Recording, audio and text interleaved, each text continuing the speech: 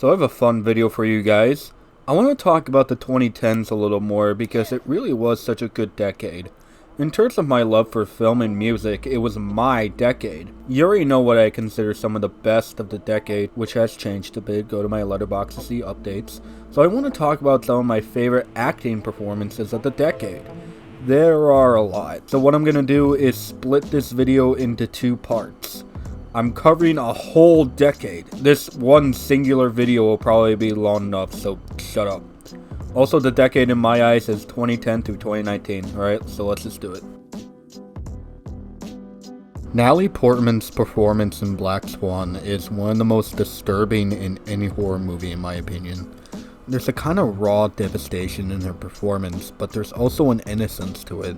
What makes Black Swan so scary isn't just the fact that Portman's going insane, it's the fact that she talks and acts like a child throughout the majority of the film. It's really unnerving. She needs validation from authority, her mother talks to her like she's a kid, and she wants everything to go her way. She has a giant ego and will do anything to be number one. Natalie Portman doesn't perform in a way where you fear this person. She performs in a way where you feel kind of sorry for her. She makes it believable and sympathetic. You know she's only torturing herself and going more insane, and it helps put you into the mind of this character, and it makes you understand how much she can't really help it. Very deserving of her Best Actress win. What's going on? Lily, you made her my alternate. Well, there's always an alternate. Lily's the best choice. No, but she wants my role. Every dancer in the world wants your role. No, this is different. She's after me. She's trying to replace me. Nobody's after you. No, please believe me. I know it's been a struggle. But you just had a breakthrough this morning.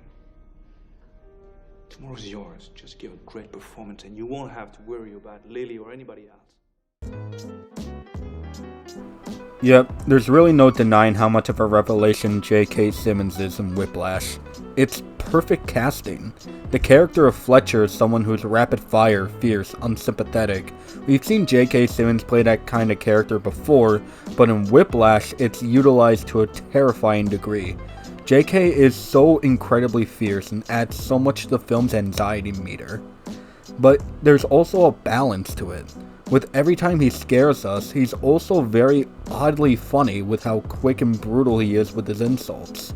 And not only that, his justification does make sense.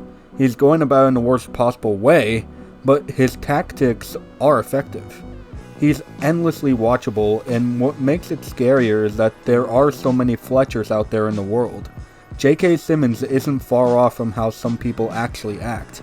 This could have been an over-the-top, cartoonish performance, but with that balance and quickness, J.K. Simmons gave one of the best performances of the decade, by far. If you deliberately sabotage my band, I will fuck you like a pig. Now, are you a rusher, or are you a dragger, or are you gonna be on my fucking time? I'm gonna be on your time. What does that say? Quarter note equals 215. Count me at 215. 1, 2, 3, 4. 1, 2, 3, 4. Jesus fucking Christ! I didn't know they allowed retards into Schaefer. Am I to understand that you cannot read tempo? Can you even fucking read music? What is that? Eighth note. Yes, what is that? Dotted 16th note. Sight read measure 101. What are you, in a fucking a cappella group? Play the goddamn kit! Stop! Now answer my question. Were you rushing or were you dragging? Answer!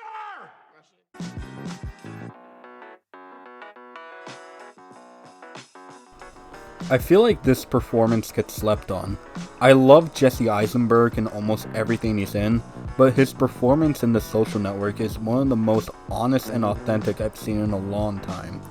Not only is it pitch perfect casting, how he looks and how he talks very well resemble Zuckerberg. Eisenberg is rapid fire with this performance. He goes so fast and wastes no time. Not only that, but he manages to humanize Zuckerberg to a very unique degree.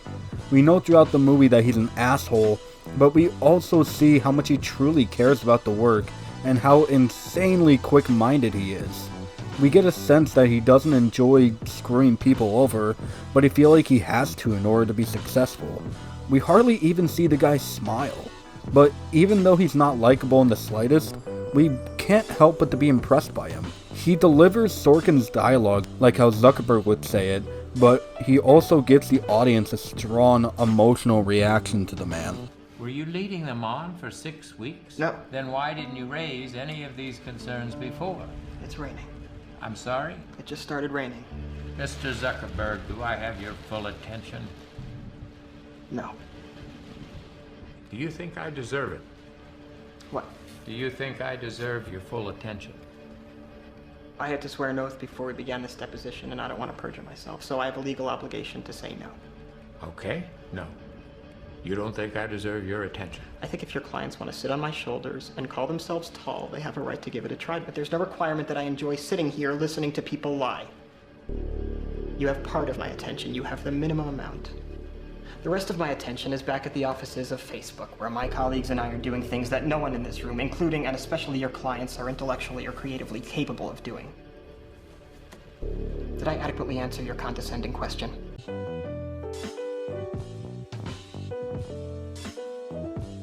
A performance that doesn't get enough attention from a movie that doesn't get enough attention. Pariah is about a teenager who risks her friendships, heartbreak, and family in a desperate search for sexual expression. So yeah, this movie is quite the heavy watch, but trust me, it's worth it. And the performance from Adepero Oduye is all kinds of devastating and heartfelt. Alike is a character that's meant to represent all of us. She talks like we do, goes about her day like we do, etc. But throughout the film, we see the giant weight on Alike. We see how internally broken she feels, we see how silenced she feels, and every part of us knows that she doesn't deserve to feel that way. Adepero Oduye makes her emotions our emotions by the end of the film. The way she portrays Alike gives us a sense of perspective, not only for that character, but for thousands of other people like Alike. It's an extremely powerful performance and an extremely powerful movie that you need to watch. I've been accepted into an early college program. Starts in the spring. It's in Berkeley. It's a 10-week writing workshop, boot camp. Then I can start summer semester. We can talk about that, okay? I need you to meet with my guidance counselor so you can sign the paperwork so I can graduate early. I'm sorry, all right? I'm sorry I let her hurt you. I just need to know if you sign the paperwork, yes or no. Can you forgive me? Yes or no. You can always come back home. Things are gonna be different, I promise Dad, you. I'm not running. I'm choosing.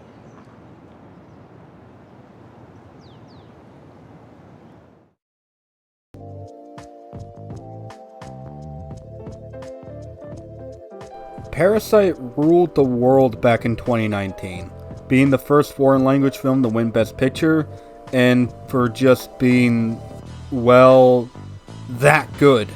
People were surprised that Song Kang-ho didn't receive an Oscar nomination for his performance, and yes, he was magnificent, but he didn't do this. 아 잠깐. 제시카 외동딸 일리노이 시카고 과선배는 김진모 그는 이사촌. Sodam Park's character Ki-jun was my favorite in the entire movie. Every time she's on screen, she has such an entertaining and charming presence. She's the one in the family who's the best at conning and lying her way to the top. Not that she wants to do that, but her and her family are so poor that it's the only way for her or anyone in the family to get to the top. As the film goes on, however, you start to realize that she's the most sensible one. Sodam Park knew exactly how to grab the audience's attention. She knew how to make us be on her side.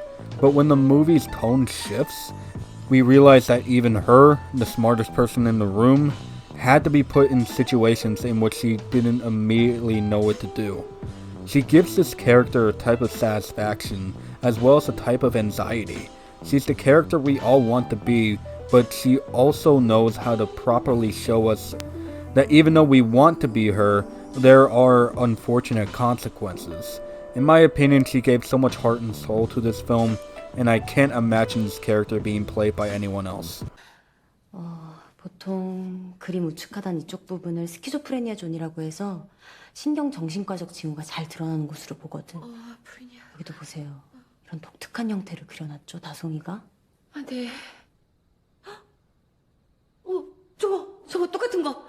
저것도 그거죠? 아, 네, 맞습니다. 같은 존의 비슷한 형태, 이제는 보이시죠?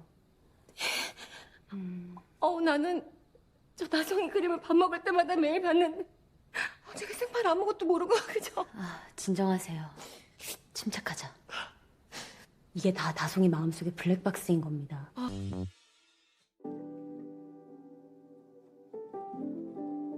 If there's anything this decade did right, it's that it blessed us with the gem that is Mahershala Ali. He only has like 20 to 25 minutes of screen time in Moonlight, but he leaves the biggest impact. He plays Juan, the father figure to young Chiron, who has a lot of problems deep down, and is unsure of what to do with those problems. He isn't a bad guy at all, but the baggage weighs him down emotionally. I believe this is one of the more human performances of the decade. Ali starts off as a cool, collective man, but his performance starts to elevate in the most devastating way when you start to learn more about his character. You can see in his eyes and facial expressions how genuinely shameful he is of himself and everything around him, and it adds so many layers to this character. Just watch the dinner table scene and tell me it's not a masterclass in acting. Hey. You gotta know right now. Alright? Not yet.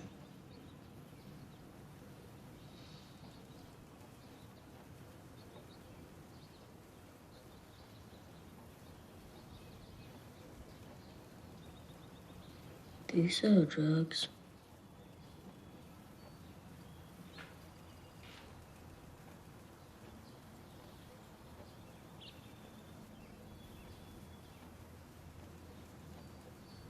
Yeah.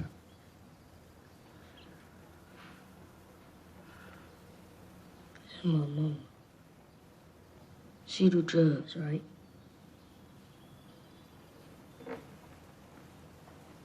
Yeah.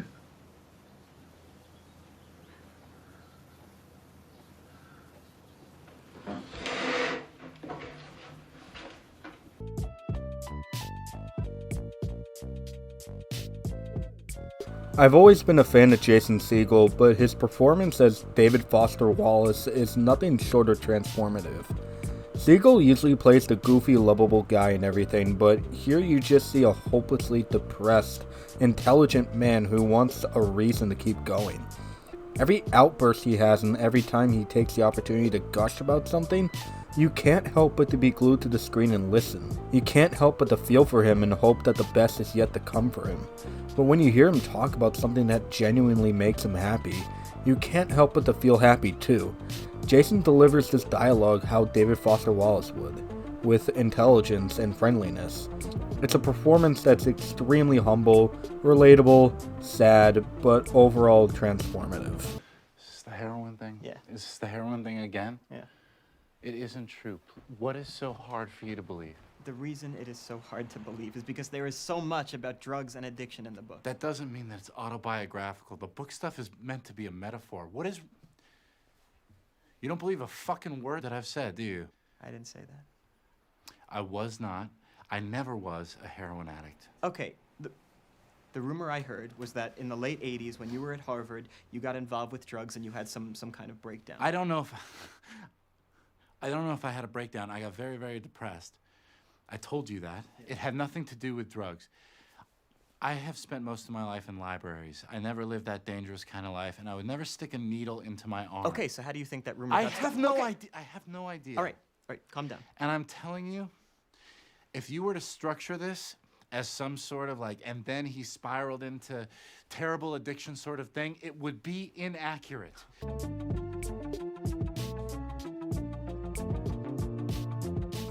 I know you were probably expecting Saoirse Ronan, and she is my favorite actress of all time, and you'll see her in part 2. My favorite Lady Bird performance is actually Laurie Metcalf. Laurie Metcalf plays Marion, the mother of Lady Bird. That's her character on the surface, but Metcalf adds so much more than that. She's a mother who overstresses, sometimes loses her temper, but at the end of the day truly cares about her family. No matter how much she argues with her daughter, all she truly wants is just the best for her. And the reason she gets frustrated with her is because she feels like she doesn't know how to properly relate to her, even though she wants to. We see that Marion deals with a lot of emotional baggage, not only from herself, but from others since she works at a hospital, which only adds more weights on her. Laurie Metcalf's performance felt so honest and raw. She reminds me of my mom in a very good way. A mother who is hard-working but sometimes has to deal with frustrations just like any parent, but that's okay. She represents the frustrations yet the extreme care that struggling parents do go through, and trying not to give anything away, but when she feels betrayed near the end, that feeling she had of being underappreciated felt so intensely authentic. There's just this beauty to her performance, and honestly I kind of wish she won the Oscar that year. I'm fine with Allison Janney too, I just prefer Laurie Metcalf, hot take. Everything we do is for you. Everything. Do you think I like driving that car around? No. Do you? No. Do you think I like working double shifts at the psych hospital? No. You needed to go to the Catholic school because your brother saw somebody knifed in front of him at the public school. Is that what you want? Larry, what are you doing on the computer? Nothing.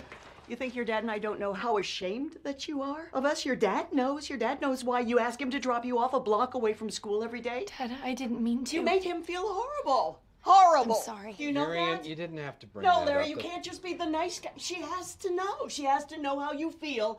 Otherwise, she's just going to think she can say anything at all, and nobody ever gets hurt. Wrong side of the tracks. If Beale Street Could Talk is filled with great performances, and even though Regina King was the winner that year for this movie, in my opinion, Stephen James is the one who gave one of the most powerful leading performances of the decade, and one that goes incredibly overlooked. Stephen plays Fonny, a man who is in a loving relationship with his wife and is soon to be a father, but gets arrested for a crime he didn't commit. There's a sense of passion, charm, and emotion that Stephen gives to the character of Fonny. Fonny talks about everything like it's the most beautiful thing in existence, and with Stephen's delivery and facial expressions, he makes you feel what he feels. He brings so much love and passion into everything around him, even if life doesn't seem fair. He knows exactly how to make you love Fonny and feel for his relationship with Tish. So much so that when he gets arrested, it's heartbreaking. It's aggravating. You know he didn't deserve what happened to him, but what's amazing is that Fonny, even though he's in jail, still doesn't let go of that love and positivity. He continuously looks at the bright side, and the way it's presented is so incredibly heartfelt. There's a scene near the end where he monologues about how he needs to hold his baby in his arms. I cried. I can't picture any other actor playing this role better than Stephen James. See now, I'm an artisan. I'm like a cat who makes tables. I don't like the word artist. Never have. Guess I don't know what the fuck it means. I'm a cat who works from his gut, with his hands. See, I know what it is now. I mean, even if I go under, but I don't think I will now. I know I won't. Baby, I love you. And I'm gonna build us a great big table. Our family's gonna eat off of it for a long, long time to come. Don't you worry. Be home soon.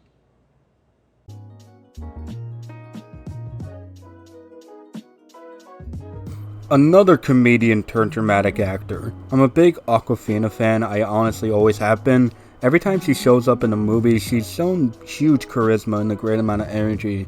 But in The Farewell, not only does she pull everything back, but she gave one of the most emotionally effective performances of that year. In The Farewell, she plays Billy, a young woman who has been told that her grandmother has cancer, but her family doesn't want her to tell her that she has cancer. Of course, Billy feels horrible about not telling her, as anyone would, and the rest of the film is just developing the relationship between her and her grandmother. What's great about her performance is that Awkwafina doesn't ask you to get emotionally invested in her character, she knows what to do to earn it. With a film that's as sad as this, she's not afraid to bring a certain kind of energy and charm to the film, and then knowing how to pull it back when needed. It never feels out of place, in fact it only added so much more to the movie. The ending got me to tear up just from her performance alone. She knew how to give us an emotional build-up, and now she's giving us an emotional payoff. I can't wait for Awkwafina to do more dramatic roles. You know, one of the few good memories of my childhood were those summers at Nine Eyes. They had that garden. Yeah, and I would catch dragonflies. And then we just moved to the States. Everything was different. Everyone was gone. It was just the three of us. It was hard for us, too. I wanted to believe that it was a good thing. But all I saw was fear in your eyes. And I was confused and scared constantly because you never told me what was going on.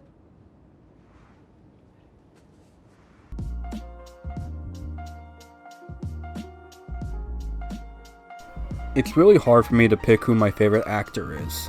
There are legit so many to choose from, but if I had to choose, I think Ethan Hawke would be one of the first names to come out.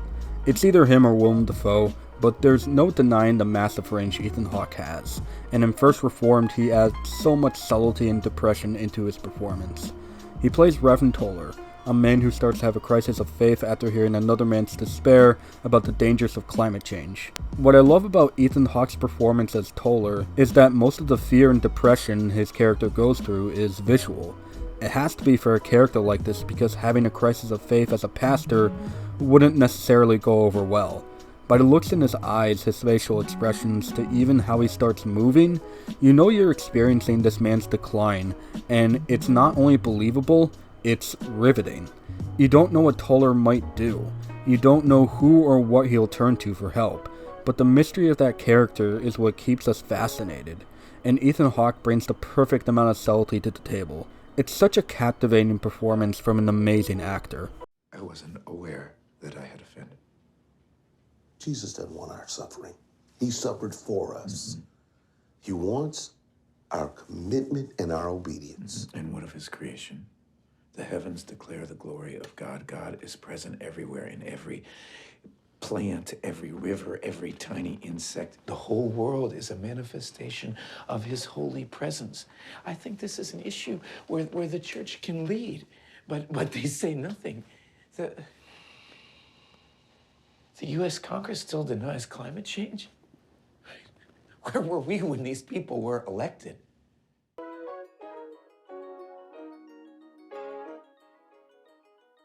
Okay, one more for part 1.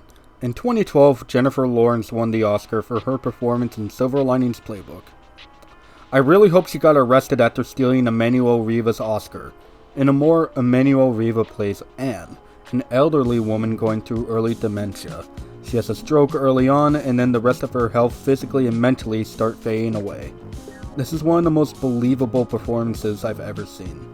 Every scene Emmanuel is in, you feel her sickness, you feel her pain, and you can't help but to feel so uncomfortable and sad for her. You're seeing a woman slowly die a painful death, and with how she performs, she makes you believe she's dying. I know I keep saying this about most of the performances on this list, but she's devastating. It's true, she is. I don't know how else to describe it. The scene where she has the stroke, she literally has to be as stiff as a board, and she is. The scene goes on for a while and she hardly blinks, she doesn't move a muscle, she even keeps the same exact expression without flinching. I will never understand how she managed to do that for that long amount of time, and I will never understand how she didn't win an Oscar. Qu'est-ce qui se passe? Qu'est-ce qu'il y a? Anne? Coucou? C'est moi. Anne, qu'est-ce qui se passe?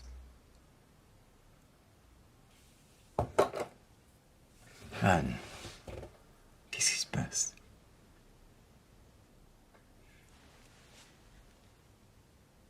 Qu'est-ce qu'il y a?